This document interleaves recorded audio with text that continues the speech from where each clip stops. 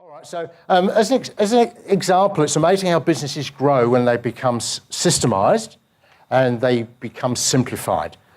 Sandra and Simon Allars, clients of ours, approached us about 3 years ago, a mobile massage business in Melbourne, going to infirm people in rest homes and hospitals and so on and so forth, providing essential massage.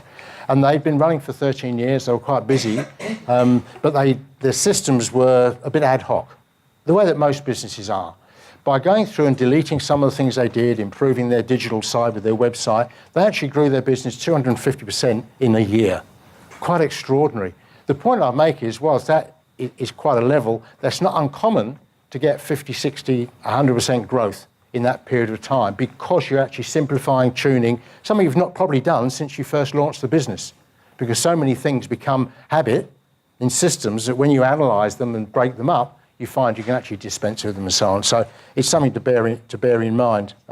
So when it comes down to franchising, really we start off with some strategy we look at, but also looking at your branding, because the branding is the key, and it's important at the early stages to really address that. So going through and looking at your brand, understanding, what makes it tick, what you need for your franchise structure, because it will be different to what you've got today.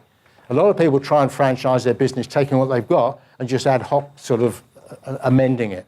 That often isn't successful. You need to actually look at it and rebuild the model from scratch, and that's where the big benefit is. So this is the first stage of the 4 steps that we talk about, which we have documented into operations manual. So you can actually got 4 manuals to work through to franchise your business, so you can refer to these rather than relying on the word of consultants and so forth.